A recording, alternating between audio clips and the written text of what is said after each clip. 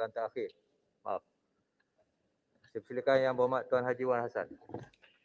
Terima kasih Datuk Yang Dipertua. Dungun minta Menteri Wilayah Persekutuan menyatakan justifikasi dan alasan penangguhan penguatkuasaan garis panduan lesen minuman keras LMK oleh DBKL yang tidak membenarkan penjualan arak yakni liquor di kedai runcit, kedai serba neka dan kedai ubat Cina bermula 1 Oktober 2021. Terima kasih. Silakan Yang Berhormat Menteri.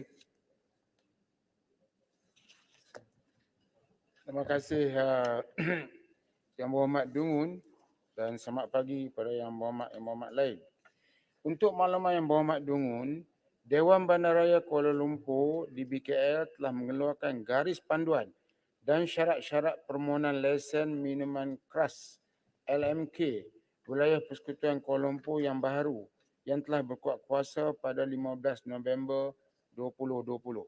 Garis panduan yang dikeluarkan tersebut telah menggariskan dua perkara baharu iaitu lesen minuman keras runcit atau LMK runcit tidak lagi dikeluarkan di kedai-kedai runcit, kedai serbanika dan kedai ubat Cina berkuat kuasa 1 Oktober 2021.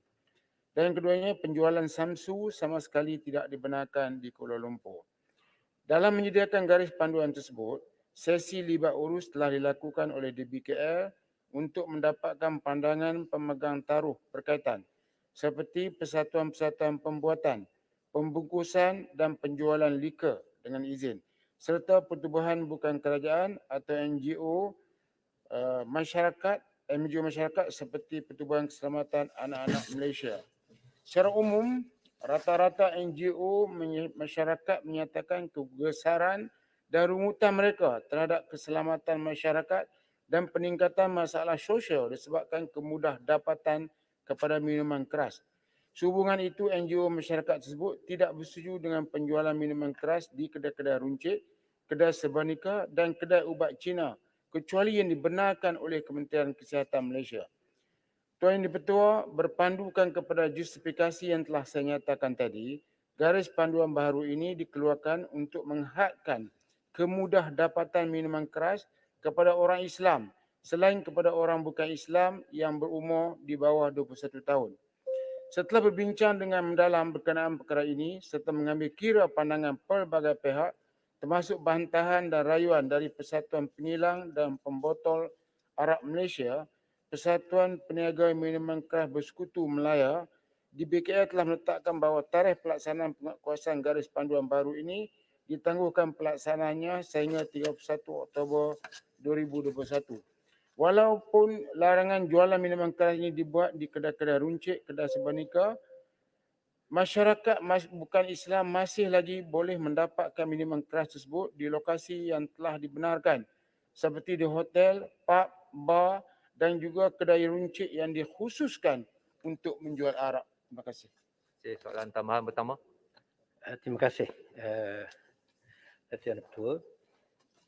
Bolehkah Menteri menyatakan tujuan asal dan matlamat pengenalan garis panduan lesen minuman keras LMK oleh DBKL yang tidak membenarkan penjualan arak atau liquor di kedai runcit, kedai serba neka dan kedai ubat Cina? Mohon penjelasan. Terima kasih. Yang Berhormat Menteri. Sebenarnya larangan ini dibuat awal lagi. Malah daripada Yang Berhormat Menteri yang lepas, bukan ni, saya tidak dapat mendapat apa tu jawapan yang tepat, saya boleh bagi bertulis, tapi sejak daripada Yang Berhormat Putrajaya lagi tidak dibenarkan. Selepas tu ditukarkan, dibenarkan. Lepas tu sekarang tidak dibenarkan. Saya menjadi jalan tengah supaya kita melihat jumlah lesen yang dikeluarkan itu dan juga penjualan yang dibuat secara bebas dengan cara bebas. Jadi sekarang ni kita tidak mahu bagi kepada kedai runcit, kepada kedai serbanika dan juga kedai ubat Cina yang tidak dibenarkan. Tapi kedai-kedai yang dikhususkan untuk menjual arak kita benarkan. Dan kalau ikut statistik daripada kebenaran yang dibagi ini menunjukkan bahawa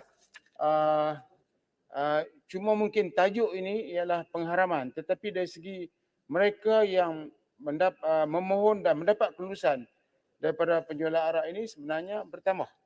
Jadi yang kita tak benarkan dibuat secara terbuka di tempat orang ramai kerana kita tidak tahu di mana mereka nak minum. Kalau kita takut ianya boleh mendatangkan kesan kepada orang lain. Tapi kalau mereka minum di tempat yang telah ditentukan, itu tidak ada masalah. Yang Muhammad sebagai contoh pada tahun 2019 bagi lesen minuman keras rumah awam kelas 1 sebanyak 434 permohonan baru telah diterima dan semua telah diluluskan. Pada tahun 2020 bagi LMK rumah awam kelas 1 97 mohon semua kita luluskan. Kemudian pada tahun 2021 131 mohon dan semua telah diluluskan. Ya. Jadi kalau lihat ini untuk tempat-tempat yang dah dikhususkan kita tidak menolak kecuali yang melanggar tidak mengikut syarat-syarat yang telah dikenakan. Putih. Tuan Betul? Putih dulu. Okey. Yang Berhormat Menteri, saya kira tadi cerita tentang Maaf, Simpan Ngap. Ya. Putih dah mengawal. Seputih ya. Ya, seputih. Terima kasih Datuk Yang di-Pertua. Datuk Yang di-Pertua dan juga Yang Berhormat Menteri. Kita sekarang yang tanya soalan ni adalah ahli berhormat dari Dungun. Kuala Lumpur adalah ibu negara Malaysia. Ia adalah satu masyarakat yang majmuk dan ia juga the face for Malaysia. Dan bukannya masyarakat konservatif seperti di Dungun. Jadi selama ni memang tak ada masalah. Dungun dalam Malaysia. Bagi kedai Dungun Sebeneka, dalam Malaysia. Orang Dungun pun ramai. Hai, Dungun mudah pun aja. Okey. Tolong Yang Hormat. Sambung. Seputih. Dan juga kedai runcit di Kuala Lumpur untuk jual arak. Ini adalah salah satu produk bagi mereka. Jadi cadangan garis panduan yang melarang penjualan arak di kedai runcit, kedai ubat Cina ni memang tidak ada. Soalannya. Ya, soalan saya ialah yang di kedai khususnya macam di kedai ubat Cina banyak produk yang mengandungi arak sebenarnya dijual macam Yongminshu, macam Ada unsur Dong. malafide. Semua ini sebenarnya adalah untuk kesihatan. It's a health product. Jadi yang larangan seperti yang di garis larangan ini sebenarnya sekarang telah pun mengecewakan banyak pemilik pengusaha kedai runcit dan juga kedai ubat Cina. Mereka tak tahu apa yang boleh dijual sekarang. Jadi soalan saya ialah kalau DBKL nak ganggu operasi bisnes kecil macam ini, jadi yang mereka nak minum itu boleh pergi beli online. Boleh yang penjualan arak secara haram itu akan lebih giat lagi. Ini bukan apa yang dikendaki oleh pihak Yang kerajaan. Hormat, ini bukan masa untuk bahas untuk soalan tambahan. Ya, soalan tambahan saya ialah, saya nak minta, adakah Yang Berhormat Menteri cadang adakan satu sesi dialog di antara yang penjual, yang pihak yang terlibat, yang pemilik kedai runcit dan sebagainya dengan pihak yang mempantah. Saya rasa yang pihak yang mempantah itu juga harus tahu Okey. selamat. Okey, Wabi. Alright, Wabi. Yang Hormat Menteri, silakan. Terima kasih kepada soalan Yang Berhormat dan juga rasa bari asmarama Yang Berhormat dicatatkan. Perasaan Yang Berhormat tentang perkara ini. Saya telah membuat beberapa perjumpaan dan perjumpaan ini saya libatkan Si Putih sebagai orang yang berminat tentang perkara ini. Saya libatkan Si Putih, tapi perjumpaan ini belum habis lagi. Itu sebab saya tangguhkan penguatkuasaannya sehingga 31 Oktober. Sebab kita kena fikir bukan orang nak jual saja, tapi kena fikir tentang orang yang nak beli. Ini adalah kerajaan keluarga Malaysia, sama ada mereka di Dungun ataupun di mana-mana. Mereka seringkali kebanyakan mereka berada di Kuala Lumpur. Kerajaan keluarga Malaysia menghormati orang Islam, orang bukan Islam. Jadi kalau melihat daripada jumlah lesen diluluskan untuk orang bukan Islam meminum arak, saya ingat mencukupi Cuma sekarang ni nak menjual secara bebas di merata tempat. Ini tidak wajar.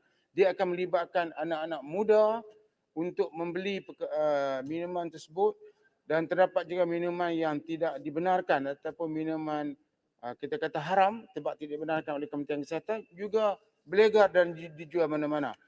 Perkara ini membimbangkan, itu sebab kita terpaksa memperkenalkan undang-undang untuk menyekat daripada kemudahdapatan. Kita sekarang ni bukan kita tak, orang bukan Islam boleh. Orang Islam tidak boleh menyediakan ataupun menghidang minuman keras di mana-mana pun. Tapi orang bukan Islam boleh di tempat yang dibenarkan. Yang Muhammad tahu bahawa di tempat yang dibenarkan, di hotel, pub, bar dan juga kedai runcit. Muhammad Menteri boleh minum dekat rumah ke? Yang Muhammad, tolong. Mikrofon Yang Muhammad. Yang Muhammad, Menteri, mikrofon. Mic perlu buka. Ya Muhammad, kita akan teruskan perjumpaan. Semalam pun saya bercakap dengan Muhammad panjang lebar.